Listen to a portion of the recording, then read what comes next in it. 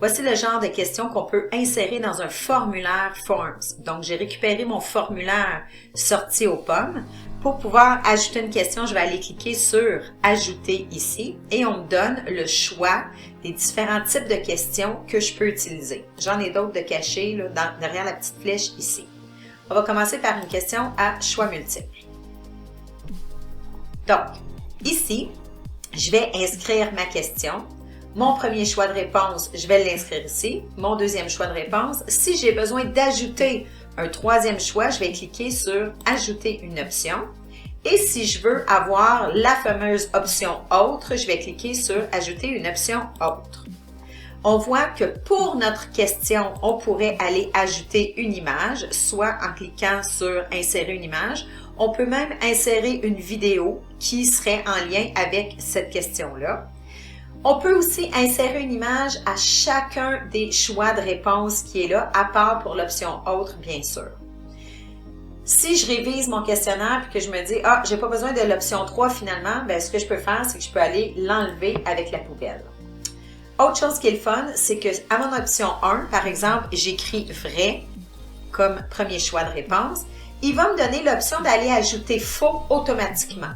Donc, pour certaines catégories de réponses, il va me suggérer des réponses qui sont en lien avec la première option que j'ai ajoutée. Ici, j'ai deux autres options que je peux aller activer.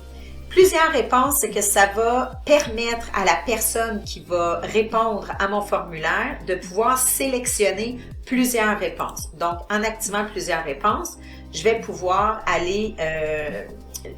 permettre aux gens qui vont répondre de sélectionner plus qu'une réponse. J'ai différentes options qui sont ici, donc aucune limite, les gens pourraient sélectionner les 3 réponses, doit être égal à si je veux qu'ils répondent, qu'ils cochent absolument 2 choix, puis au maximum, mais je pourrais mettre un maximum en lien avec le nombre de réponses que les gens vont inscrire. L'option obligatoire, ce que ça fait, c'est que la personne qui va répondre au formulaire doit répondre absolument à la question pour être capable de remettre le formulaire à la fin. J'ai 3 petits points. Les 3 petits points ici, j'ai l'option « Mélanger les options ». Ça veut dire que pour d'une personne à l'autre, les options ne seront pas placées dans le même ordre.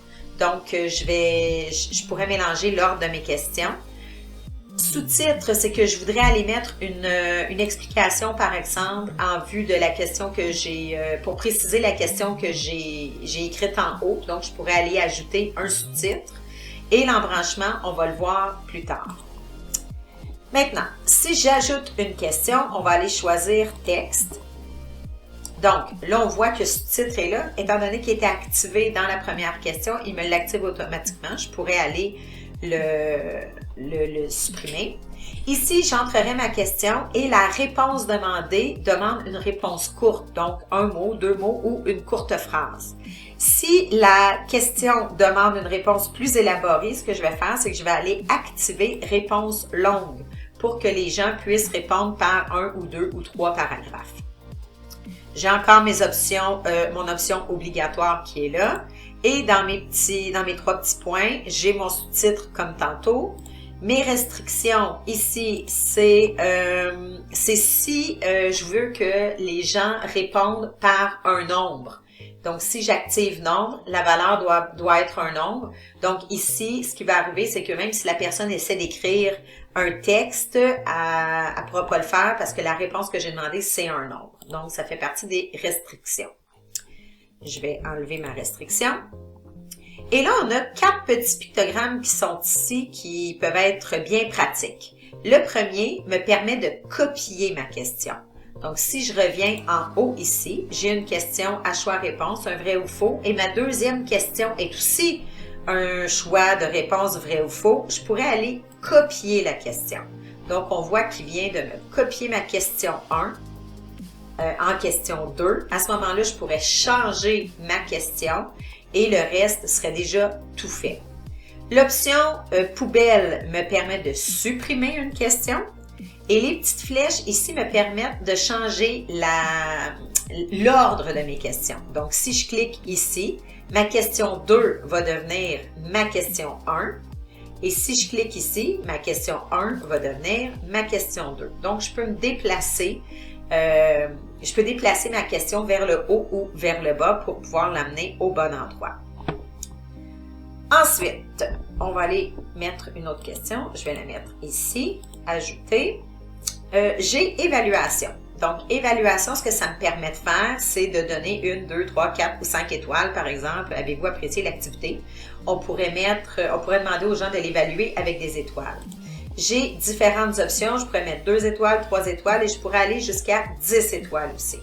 Si j'aime pas les étoiles, je pourrais aller chercher autre chose. Donc, nombre 1 à 10, je pourrais mettre des cœurs à la place. Il y a un paquet de choses qu'on peut aller chercher au lieu des étoiles. Encore une fois, j'ai l'option obligatoire qui est là. Et dans mes 3 petits points, je vais avoir mon sous-titre. J'ai les étiquettes qui est là. Donc, entrer une étiquette au cœur 1, ça pourrait être, par exemple, beaucoup. Puis, au cœur 5, ça pourrait être pas du tout. Ce serait plutôt le contraire, là, mais bon, on va dire que c'est comme ça. Ensuite, j'ajoute une autre question.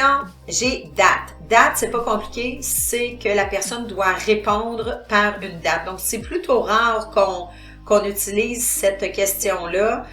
C'est, par exemple, pour un sondage, on voudrait avoir une date où les gens seraient disponibles. On pourrait aller mettre une date, mais ça prend vraiment le jour, le mois et l'année. Donc, les gens doivent l'inscrire comme ça là, pour pouvoir répondre à la question. Ensuite, si je vais dans la petite flèche, j'ai un classement. Donc, un classement, ce que c'est d'aller mettre en ordre les options que je donne. Donc, par exemple, comment prévoyez-vous le déroulement de la journée? On prend l'autobus à l'option 1, on se rend au verger, on cueille des pommes, on soupe tout le monde ensemble, puis on revient. Mettons que j'ai écrit tout ça. Je place mes options dans l'ordre que je veux et les gens, quand ils vont recevoir le questionnaire, les options vont être mélangées et ils vont aller le placer dans l'ordre qu'ils veulent. Donc, ça pourrait être aussi, par exemple, mettez en ordre les activités suivantes en commençant par votre préférée jusqu'à celle que vous aimez le moins. Fait qu'on pourrait mettre les options et les gens iraient les classer. Ensuite, j'ai le Likert. Le Likert, ce qu'il fait, c'est vraiment d'aller mettre une affirmation. Par exemple, avez-vous aimé l'activité? Beaucoup? Oui, un peu, pas du tout. Si j'ai trop d'options, je vais aller cliquer sur l'option et je vais cliquer sur la poubelle. Donc, à ce moment-là, il va m'enlever une option. Là, j'ai enlevé la 4 au lieu d'enlever la 5. Là. Fait que je vais enlever la 5 aussi. Je vais mettre juste 3 options. Et si je veux en ajouter, je vais cliquer sur le plus. Je peux aussi ajouter une affirmation en cliquant dessus. Et si je veux l'enlever, je clique sur la poubelle. Ensuite, charger le fichier. On s'en sert moins avec le formulaire, mais ça, c'est qu'on voudrait que les gens nous envoient, par exemple, si on dit « Envoyez-moi votre photo préférée de cette sortie aux pommes », on mettrait notre question ici et les gens, quand ils vont répondre à la question, ils vont devoir télécharger un fichier, insérer un fichier pour que vous puissiez le recevoir par la suite. Ensuite, on a celui-là ici. Encore là, c'est une échelle de 1 à 10, donc certainement pas incontestablement. Donc, recommanderiez-vous, c'est un exemple qui a été mis dedans.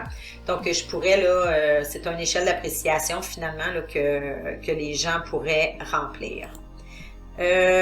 Ensuite, si je fais ajouter, il reste section.